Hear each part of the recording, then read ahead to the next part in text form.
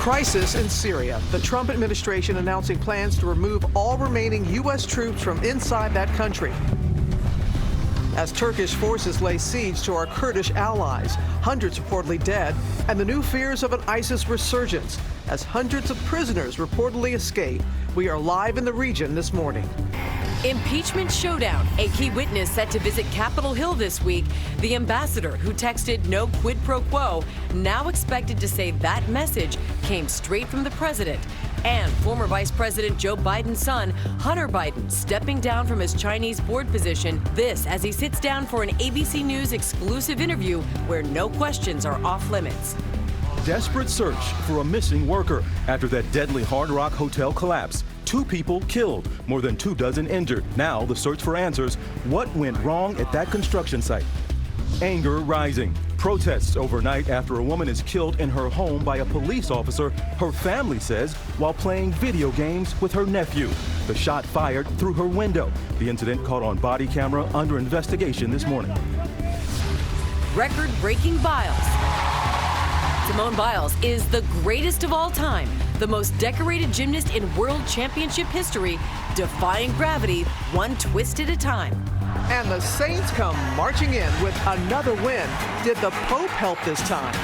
Plus the Seahawks and this touchdown celebration driving the fans wild. Live in Times Square, this is Good Morning America. Good morning, America. Yeah, that wasn't excessive celebration. I loved it. Not at all, not at all. I don't know how they have enough time to practice football with all the celebrations. They had to rehearse that. That was fun. The Seahawks, yes, getting Head it. nods. Look at that. And you know where that's coming from. Doing a little NSYNC, but that's fun. We'll see more of that later. But these celebrations are fun these days. Why not? We are going to have a lot more on that later, but we're going to begin with chaos on the Turkey-Syria border as Turkey continues its attacks on the Kurds in northern Syria, and new reports of a mass escape by ISIS followers. And as the situation unravels, the U.S. now saying it will pull 1,000 troops out of the region. Let's go right to Ian Pannell in Syria, who has the latest. Good morning, Ian. Yeah, good morning, Robin. I want you to take a look behind me because these are some of the graves of the thousands of young men and women who died fighting alongside U.S. forces against ISIS. And now their comrades out there on the front line say they feel they've been abandoned. This morning, chaos and bloodshed in Syria as President Trump orders all remaining U.S. forces to leave the north of the country. Roughly 1,000 troops gearing up to head to the border. This, as a senior U.S. official tells ABC, mass atrocities are being committed against the Kurdish people at the hands of Turkish-backed militias. Some ISIS fighters in prison taking advantage of the mayhem, reportedly escaping, making U.S. positions ever more vulnerable. Turkish forces hammering America's Kurdish allies with the help of radical Islamist militias, some ex-Al-Qaeda, leaving a trail of displacement, destruction and death. ABC News obtaining exclusive footage showing the battle from the Turkish side. These troops fighting with one of the Turkish-supported militias. In just a week, hundreds reported dead. Around the world, condemnation growing as the Turkish militias execute people on the roadside. Among those slain, one leading Kurdish political leader, apparently dragged from her car and shot in the head. This is a war crime if verified. This video, obtained by ABC News, appears to show the fury of the Turkish attack on the border town of Tel Abyad. This is one of many hospitals throughout this area that are treating the wounded, mainly civilians who've been caught in the middle of this conflict, not of their own choosing. Sarah was among them, just 8 years old. She was playing in her street when a Turkish shell landed. Her 13-year-old brother Mohammed killed. The United Nations estimates at least 130,000 people have been displaced by the fighting, and that number likely to grow. President Trump's move to pull out troops condemned by members of his own party. Leaving an ally behind, abandoning people that we frankly told that we were going to be with is disheartening, depressing. Frankly, it's weak. A few days ago, Kurdish commanders gave America an option. Either back us in our battle with Turkey or we're going to turn to someone else. And that's exactly what is happening right now. American troops on the way out and Syrian troops, backed by Russia, rolling in this direction. Now, if they face off against Turkey, then President Erdogan is going to have a much bigger battle on his hands than he ever gambled for.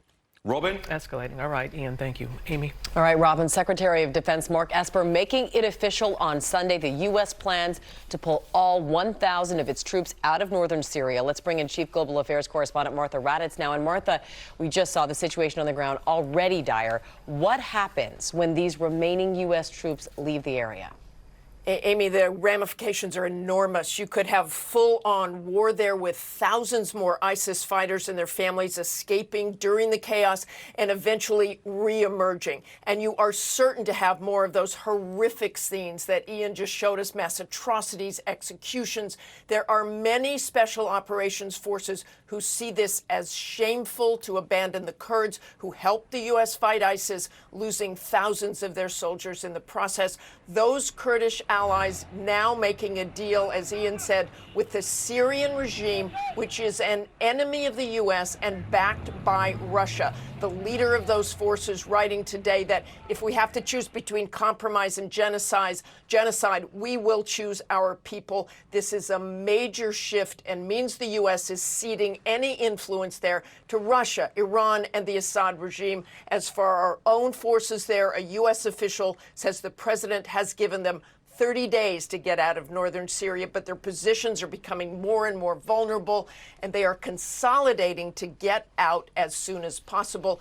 It's important to say it is not that they think U.S. forces should be involved in endless wars, but rather the abrupt decision made by the president in that phone call with Turkey's president, which was the trigger for all of this. There are people at the Pentagon and State Department, Amy, who are simply furious about this. And Martha, you mentioned those escaped ISIS prisoners. Last night, we saw President Trump tweeting that the high-value detainees have all been secured. Is that verifiable? Well, the president said the U.S. has the worst of the ISIS prisoners, but that is not accurate. A U.S. official says they were only able to transfer 2 of them to U.S. military custody. But in that chaos, dozens more high-value detainees were left behind in Syria, where some of those ISIS prisons are now unguarded, Amy. So many concerns in that region. Martha, thank you so much. TJ? All right, Amy, we turn to the impeachment showdown in Washington. Lawmakers returned to Capitol Hill today, and a key witness is set to testify this week against the wishes of the White House. Turn now to Mary Bruce in Washington for us. Good morning to you, Mary. Good morning, TJ. Well, with Congress now back in session and this impeachment inquiry deepening, lawmakers are set to hear this week from several key witnesses despite the Trump administration's efforts to block them, including U.S. Ambassador to the EU, Gordon Sondland. Now, he is reportedly expected to testify that a text message he sent saying there was no quid pro quo between the president and Ukraine was dictated by Trump himself, that he does not know if the president was telling the truth or not. Now, Trump and his allies, of course, have been defending the president's push for Ukraine to investigate his political rivals by insisting that there is no quid pro quo, that the president was not withholding military aid as a condition for Ukraine to investigate. Well, the ambassador's testimony here this week, TJ, could poke a big hole in that argument. All right, let's turn to Joe Biden here for a moment. A lot of people will say that he was a little slow to call for the impeachment of the president, but he's certainly ramping up his attacks on Trump now. And this happens as his son, Biden's son, is making a big announcement.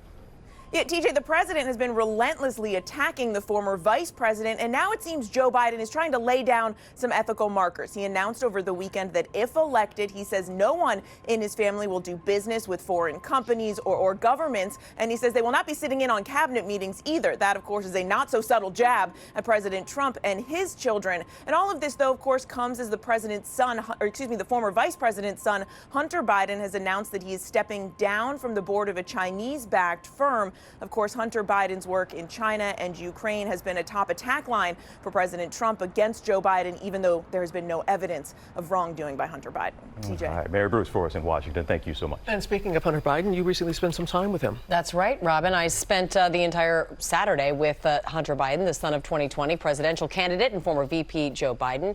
We spoke there at his home in Los Angeles for an exclusive interview, and no questions were off limits. We talked, as you might imagine, in depth about his business dealings in Ukraine, China, and his reaction to President Trump's rally and tweets where we hear him chanting and writing, "Where is Hunter? Lock him up." It is an emotional and candid interview, and you can see our ABC News exclusive starting tomorrow right here on GMA. So much to talk to him about. Indeed. All right, Amy, thank you. But now to the desperate effort to find a missing worker trapped under the rubble of that Hard Rock Hotel in New Orleans. At least 2 people were killed, dozens injured after a crane fell during construction. Victor Oquendo has more this morning. He's there in New Orleans for us. Good morning, Victor. Good morning, Robin. This is a race against time. We're feet away from the site of the collapse. You can see the top floors here just mangled. Right now, the focus is on finding that missing worker.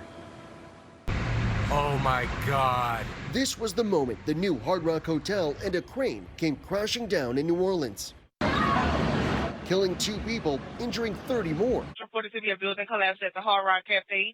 The incident right here looks like the top floor down. People running for their lives as steel and concrete fell from the sky amid a growing cloud of dust and debris.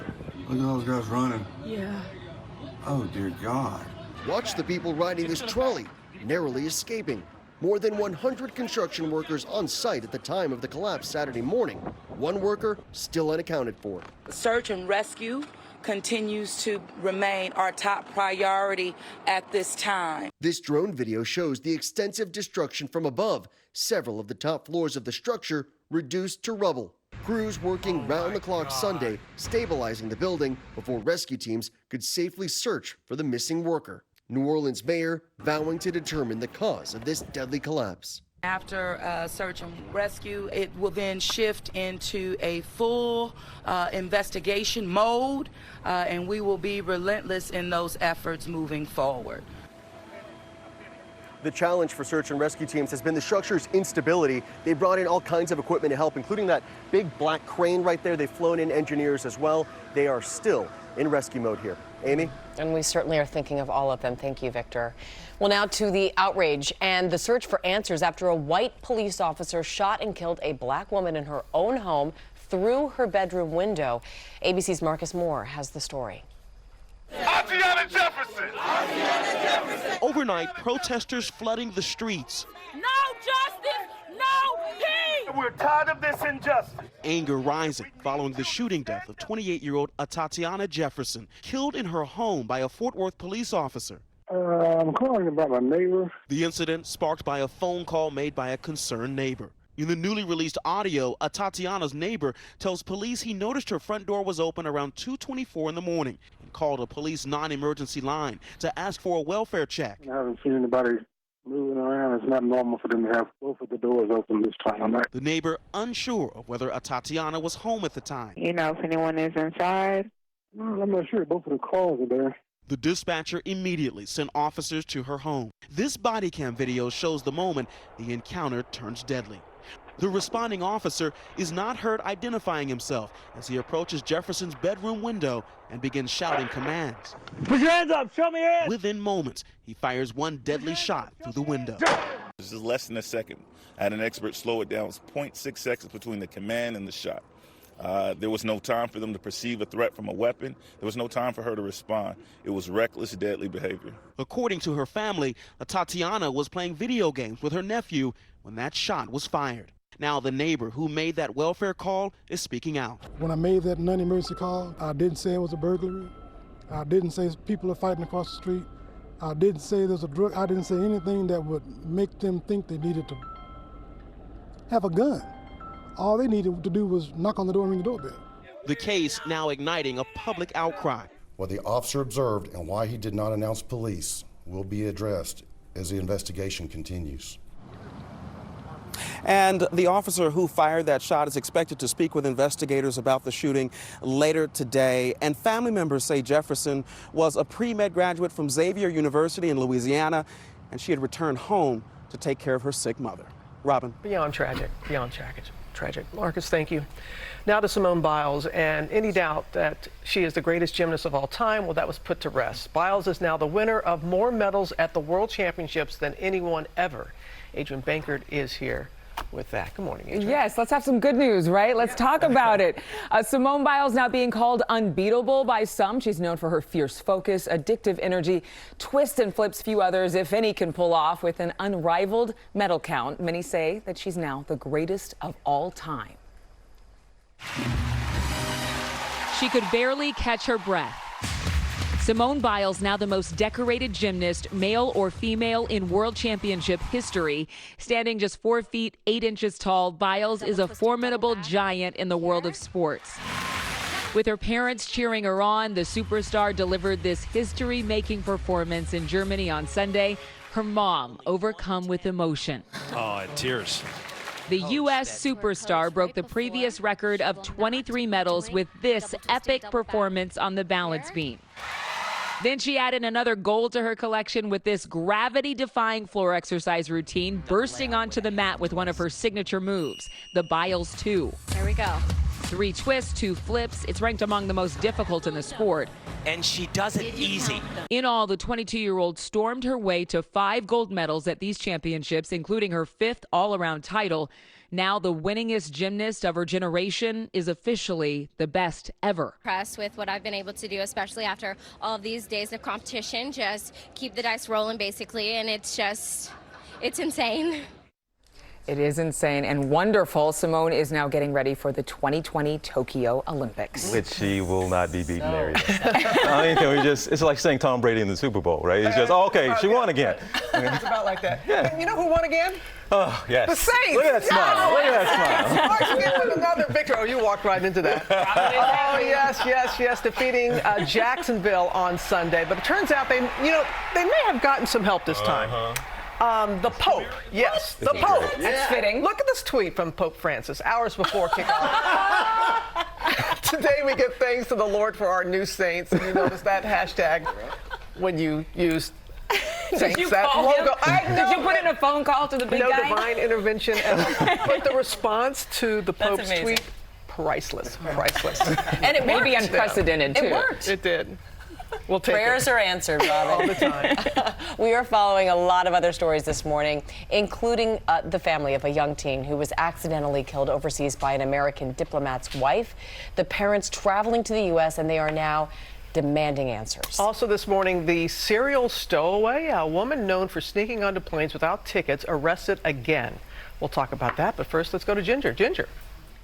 And Saints country is about to get some rain, Robin, so we do have to watch for that. Along this week, this warm front is going to lift north, so from Louisiana through Mississippi all the way over to South Carolina, actually. We're going to end up with 2 to 4 inches. Some of those red spots in Arkansas, Mississippi, South Carolina, and Georgia could end up with locally more than 5 inches. So let's go ahead and focus on Mississippi, just because tonight through early tomorrow, I think it could potentially be a dangerous situation as some of this rain comes through. There are some alerts up for central Mississippi, including Macomb, Meridian, Hattiesburg, and Jackson, anywhere really from Interstate 20 south to 84. That's where we could end up with 2 to 4 inches of rain. And you'd say 2 to 4 inches, that doesn't sound like a lot. Well, when it falls very quickly, that's when it can become a problem. So we'll be watching this one again tonight through early tomorrow.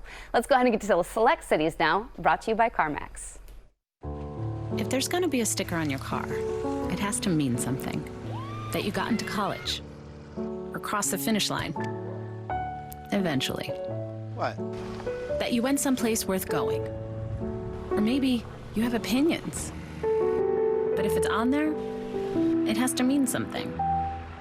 So we make sure this means something. That we've done everything to make your shopping, test driving, and car buying experience the way it should be. CarMax. Well, a good Monday morning to you. Jackets required today. We're starting out cool, crisp temperatures in the 50s throughout the area. By noon today, 70 degrees. Good afternoon for everyone. 76 degrees with sunshine coming your way and a little breezy too. Now, Tuesday's weather, 72. It's not going to be quite as mild, but still another bright day with sunshine. And then we're tracking rain for the morning rush for noon time period on Wednesday, moving out by 4 p.m. and then much cooler by the end of the work week. Skiers and snowboarders rejoicing this weekend because Keystone opening. This is the earliest open in 20 years. A Basin's open. There's lots of spots that went from their hottest September to this. Oh my goodness.